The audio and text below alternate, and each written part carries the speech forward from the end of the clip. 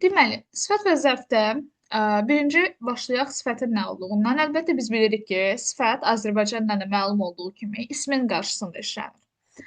Amma zərf işlənir feillə.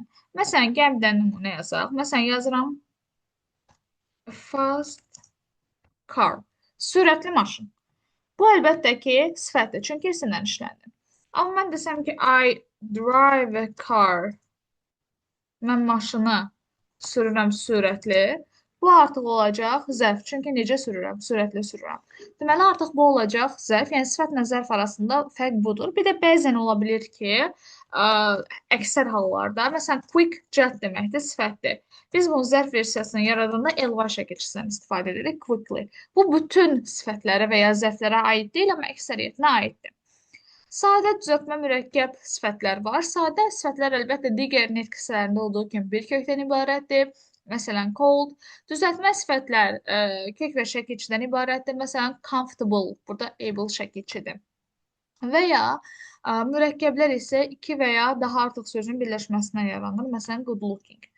Və burada belə bir məsələ var. ing ilə və ed ilə bitən sifətlər. Baxın, eyni sifətdir. Boring, bir də bored və ya interesting, interested, exciting, excited. Bu bütün sifətlərə aiddir. Sadəcə buna yox. Yəni, əgər mübtədamız cansızdırsa, məruzə sıxıcıydı. Onda bitəcək ing ilə. Ona görə də mən sıxıldım. Burada artıq mübtədamız olacaq canlı.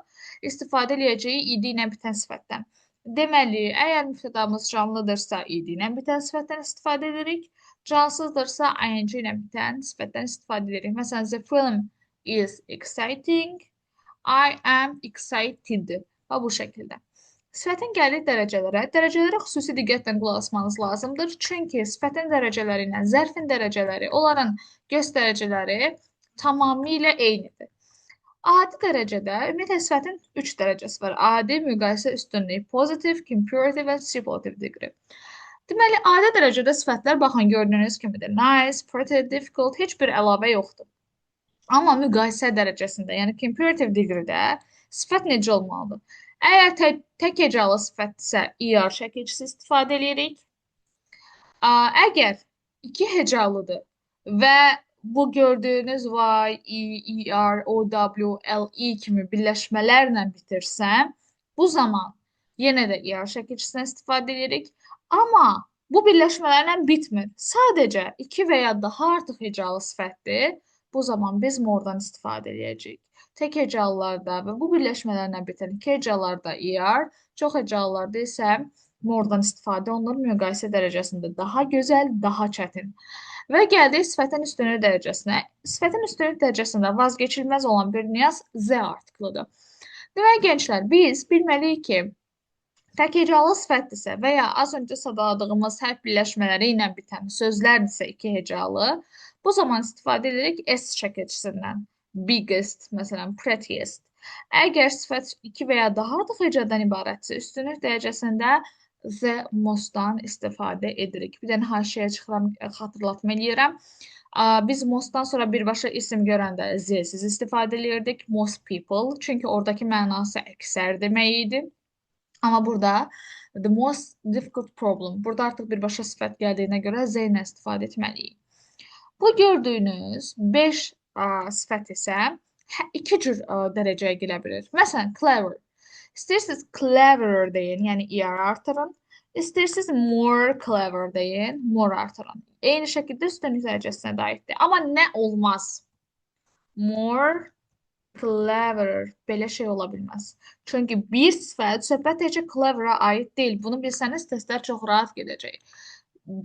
Deməli, heç bir sifət iki dəfə dərəcəyə gedə bilməz. More və r-lə birlikdə. Bir dəfə ya more clever ya da clever olmalıdır. Bu gördüyünüz clever, polite, quiet, simple, narrow kimi sifətlər sadəcə yəni er-la yaranmır. İstəyirsiniz er, istəyirsiniz more əlavə edə bilərsiniz. Və gördüyünüz bu sifətlər isə kökdən dəyişirlər. Məsələn, good, better, best. Bad, worse, worst. Little, less, least. Many, much isə more və most olaraq dərəcəyə gedir. Yəni, bunlar kökdən dəyişəcəklər. Və burada isə bəzi sifətlər var ki, onlar haqqında biraz daha geniş danışacağıq. Məsələn, near. Near yaxın deməkdir. Yəni bunların 2 dərəcə forması var. İndi o 2 dərəcə formalarından danışırıq. Nearer daha yaxın deməkdir. Müqayisə dərəcəsində problem yoxdur. Keçirik üstünlük dərəcəsinə. Üstünlük dərəcəsində nearest var. Bir də next var. Biri, baxın, nearest ən yaxın deməkdir. Ən yaxın. The nearest village, ən yaxın kənd. Amma next isə növbəti deməkdir. Next station isə next station, növbəti stansiya. Yəni bunların məna fərqi var artıq. Old isə yenə iki cür dərəcə forması var. Və çox diqqətli old və olda baxmalıyıq. Older və elder, oldest və eldest olaraq dəyişəcək. Deməli, baxın, iki nəfərin və ya iki əşyanın yaşlarını müqayisə ediriksə, bu zaman older olacaq. Məsələn, baxın. I have two brothers. One is older than me. Bir də burada bir nüansı vurğulamaq istəyirəm. Zən görürsünüzsə, zənlə heç vaxt elder işlənə bilməz. Zənlə işlənəcək older. Bəs elder nədir? Elder ailə fərdləri arasında daha böyüyü göstərir bizə. Və zən bağlaçısını işlətmək olmaz. Məsələn, my elder brother lives in America. Baxın, burada oldu elder. Azərbaycanda bir növ üçüncü növ təyin söz birləşməsidir də bu. Mənim böyük qardaşım, mənim böyük bacım və s. Burada biz elder istifadə edirik, older yox. Eyni qayda burada da var. Deməli, məsələn, Rashad is the oldest student in our classroom. Ən böyük tələbədir sinifimizdə. Amma baxın burada my eldest brother. Yenə burada ailə daxilindən gedir söhbət. Üçüncü növ təyin söz birləşməsi ifadə daxilində. İstifadə edirik eldest, mənim ən böyük qardaşım. Eldest brother. Və gəldi late sözünə. Late sözünün deməli later daha gec deməkdir. Late gec, later daha gec deməkdir. Bir də burada iki t ilə yazılan var. Bunun isə mənası sonuncu mənasını verir. İkisindən sonuncu. Baxın, nə deməkdir? I speak French and German. Mən fransız və alman dilində danışıram. The later is more difficult. Yəni bu sonuncu ikincidən sonuncu. Daha çətin gəlir mənə. Sonuncusu daha çətindir. Və normalda belə bir şey öyrənmişdik gənclər. Demişdik ki, üstünlük dərəcəsində Z artiklı olur. Amma müqayisədə Z olmur. Müqayisədə Z artiklı iki nüans da var. Bunun birincisini burada deyirəm. Müqayisə dərəcəsində Z artiklı bax bu situasiyada istifadə oluna bilir. The later is more difficult. Deməli, və burada isə biz yenə late sözünün iki formada üstünlük dərəcəsini görürük. Late və last. İkisinin də mənası sonuncu deməkdir. Yəni heç bir məna fərqi yoxdur. Bəs yaxşı, aralarındakı fərq nədir? Bax, deyirəm ki, məsələn, Nizaminin sonuncu əsəri. Nizami bir də əsər yaza bilməz. O artıq vəfat edib. Bu zaman biz last deyəcəyik. Amma məsələn, anar deyək, anarın sonuncu əsər deyirəmsə, bu zaman latest olacaq. Çünki anar sağdır və yenidən əsər yaza bilər. Deməli, sonu uca gələ bilməzsə, yenə ardı gələ bilməzsə, sondursa, last olacaq. Amma hələ ki sonuncudur, ardı gələ bilərsə, bu zaman latest istifadə edəcəyik.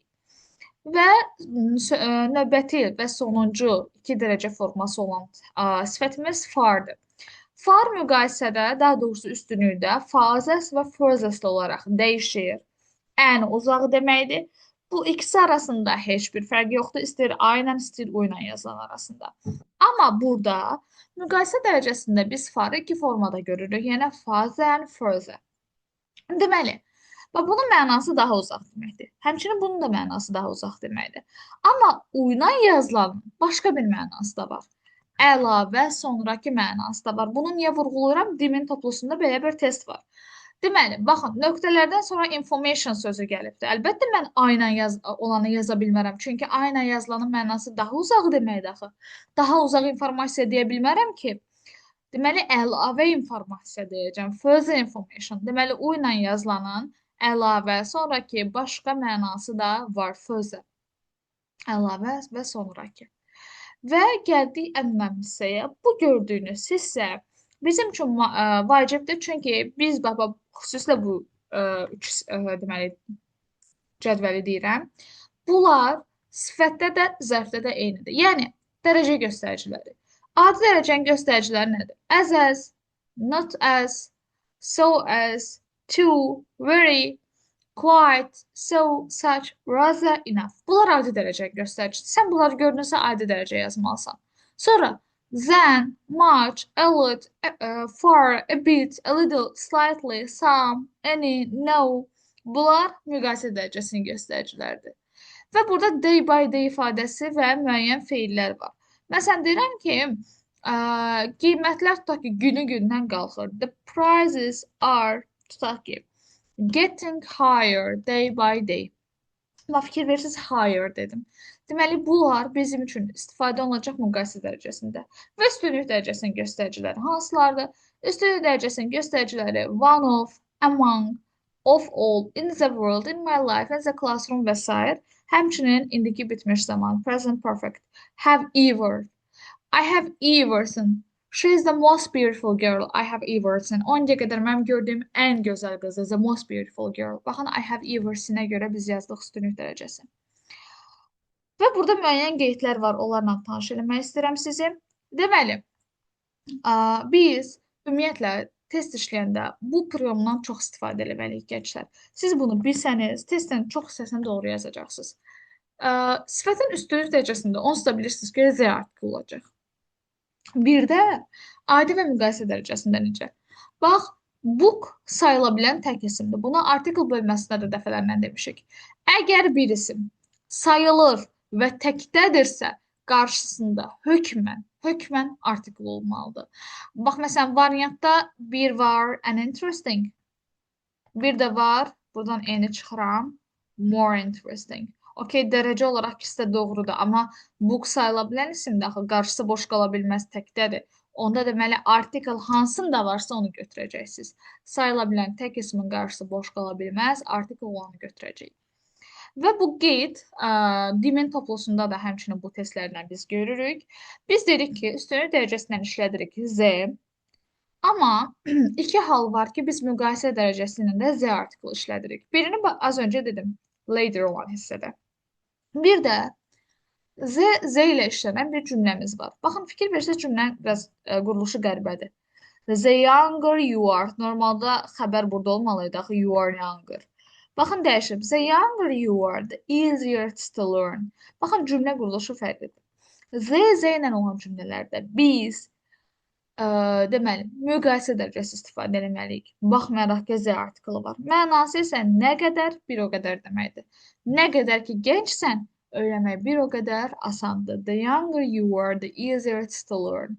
Deməli, bu halda biz müqayisə olmağına baxmayaraq Z istifadə edəcəyik. Və burada belə bir məsələ var. Məsələn, sifətin üstünlük dərəcəsinin qarşısında.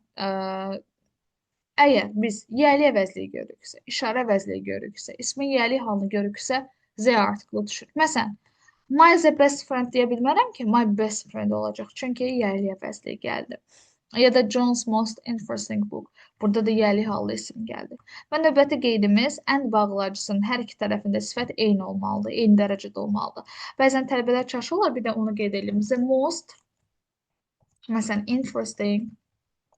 Sonra təzdən and the most yazmağa ehtiyac yoxdur. Təzdən yazmırıq onu. Difficult.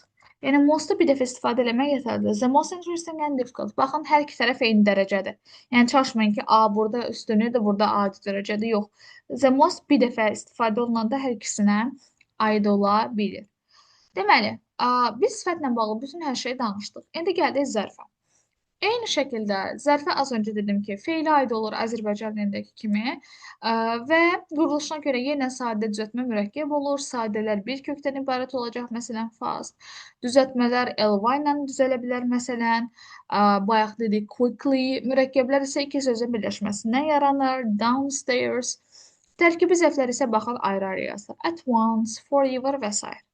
Yenə də zərfin dərəcələrinə nəzər yetirdikdə 3 dərəcəsi var. Bunların üstündən bir də keçməyəcəm, çünki sifətin dərəcəsi neyindir? Bax, fikir verirsinizmi?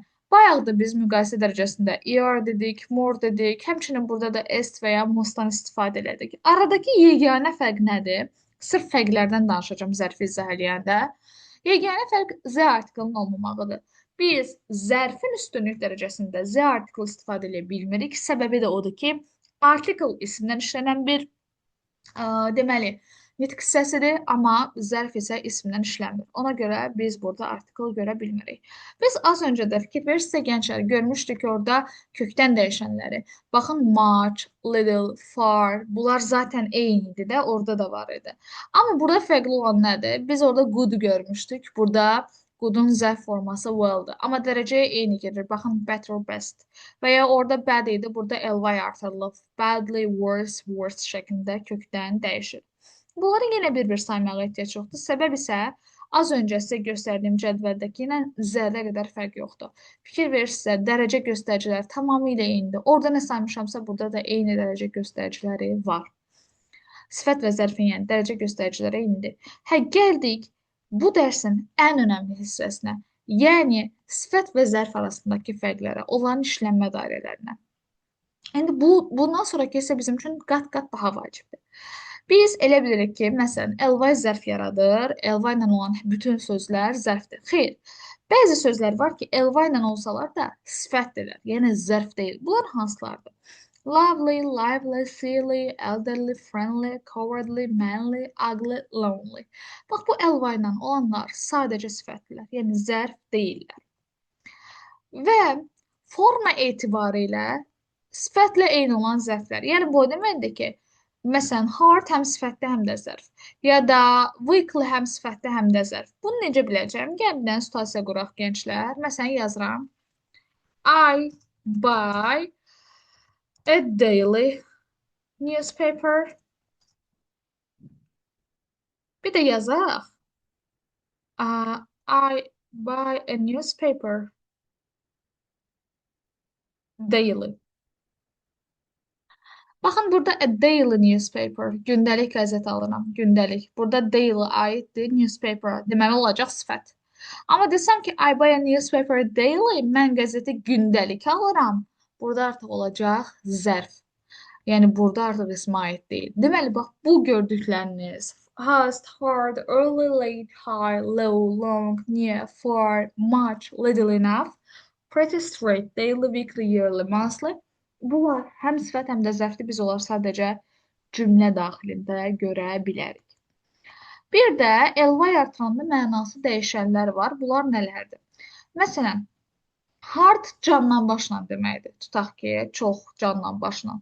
Amma hardly olacaq ölü-ölə, zəif, güclə. Yəni, antonimdir bir-birinə az qala. Sonra high haqqında geniş danışacağım. Sonra late gec deməkdir. Lately son vaxtlarda. Near yaxınlıqda deməkdir. Nearly təxminən. Gəldik high və high arasındakı fərqə. Yəni, deməyim odur ki, bu az öncə sadaladıqlarım ly artıranda mənanı tamam dəyişdirir. Yəni, zərf etmir. Tamam mənanı dəyişir. Gəlin, indi bu hissəyə baxaq. High buildings. Buradakı high sifətdir. Yüksək binalar. Airplanes fly very high. Təyyarələr çox yüksəkdən uçur. Buradakı high-də olacaq zərf. Okey, bax, belə bir situasiya yaranır. High həm sifətdir, həm də zərfdir. Bəs onda highlı nədir? Highly ingilis dilindəki dərəcə zərfidir. Dərəcə zərfi nədir? Highly. Baxın, mən burada zərfdir deyib highly yaza bilmərəm, gənclər. Highly-nin işləndiyi bircə məqam var. Sifət və feili sifətdən öncə işlənir. Baku is a highly developed city. Bakı yüksək inkişaf etmiş şəhərdir. Highly özündən sonra ya sifət, ya da feili sifət tələb edir. Yəni, öz başına işlənmir. Burada gördüyünüz kimi işlənmir. Yəni, bu bir növ aslında hər hansı bir feil sifət və ya sifətdir. Bir də belə bir məsələ deyək, Azərbaycan dilində biz məsələn nə dedik? Dedik ki, isim sifət asılıdır nədən? İsimdən. Yəni, bir növ belə deyə bilərik. İsmi təyin edir sifət, sifəti təyin edir zərf. Sifəti təyin edəcək zərf. Bu şəkildə zərfi sifət, sifət isə isim təyin edir. Bu şəkildə. Daha sonra buradakıları dedik. Dərsin çox vacib bir hissəsi də var. Bu linking verblər. Linking verb nədir? Linking verb biz normalda dedik ki, fiil zərflə işlənir də, sifətlə işlənmir. Fiil zərflə işlənir. Amma bu linkinglər sifətlə işlənir. Yəni, bunlar özlərinə zərf yox, sifət tələb edirlər. Linkinglər hansılardır? Be, feel, become, taste, get, seem, sound, smell, grow, turn, look, appear. Bunlar deməli, Linkinglərdir. Mən heç vaxt uşaqlara linkingləri əzbərləməyi deməmişəm. Linkinglər üçün bizə universitetdə professorlarımız bir yol öyrətmişdi. Çox qəşəng yoldur. To be ilə əvəz edə biləcəyiniz feillər linkinglərdir. İndi onu göstərəcəm sizə. To be ilə əvəz edə bilirəmsə, linkingdir və sifət tələb edəcək. Bu nə deməkdir? Baxın gənclər. Məsələn, look, taste, smell. Bunlar, məsələn, look nədir? Həm görünməkdir, həm baxmaq. Taste həm dadmaqdır, həm də dadına baxmaq. Smell həm qoxlamaqdır, həm də qoxusu gəlmək. Məsələn, deyirəm ki, qız gülü qoxladı. Burada bir hərəkət var. Onda zərf işlənəcək. Amma gül qəşəng qoxur. Burada hərəkət yoxdur. Bu zaman sifət işlənəcək. Bəs mən hardan bilməliyəm onu? Gəlin baxın bu cümləyə baxaq. Elə gəlin bunun üzərində işləyək. She looked angry. Bir də she looked at me angrily. Deməli, birində sifət olmalıdır, birində zərf. Gəlin to be ilə əvəz eləyək. Görək hansında yəni cümlə qeyri-adi görünmür, anormal görünmür. Məsələn, baxaq, she was angry. Bax, çox yerinə oturdu. O əsəbidir. To be ilə əvəz elədik. Onda sifət olacaq. Amma gəlin burada to be ilə əvəz eləyək. She was at me angrily. Bax, cümlə biraz qəribə oldu. Yəni uyğun gəlmir. Əgər to be ilə əvəz eləyə bilmiriksə, bu zaman zərf olacaq. Və ya the soup was awful. Əvəz eləyə bildim, sifət qoyuram. Amma desəm ki, she was the soup carefully, burada uca məntiqsiz olacaq. Ona görə də biz zərf istifadə edirik. Yəni, hərəkət varsa orada, məsələn, qız yeməyin dadına baxdı. Burada artıq olacaq zərf, diqqətli bir şəkildə baxdı. Hərəkət var, zərf olacaq. Amma mən desəm ki, soup qəşəng dadır, yemək qəşəng dadır. Burada hərəkət yoxdur, burada olacaq sifət. Sonra bir də bizim burada gördüyünüz alone deyə bir sözümüz var və lonely var. Baxın, deməli alone cismən yalnız olmaqdır. O evdə yalnızdır. Lonely isə bir növ mənəvi şəkildə yalnız olmağa deyilir. Və bunu qoyuram bir qırağa. Biz nitq hissəsi olaraq da bunu fərqləndiririk. Alone deməli istifadə olunur həm sifət, həm də zərf kimi. Yəni alone həm sifət, həm də zərf. Amma lonely sadəcə sifətdir. Lonely olacaq sadəcə sifət, alone isə olacaq həm sifət, həm də zərf. Sifət, zərf və hər ikisinin fərqli və oxşar cəhətləri arasında yəni danışacaqlarımız bu qədərdir.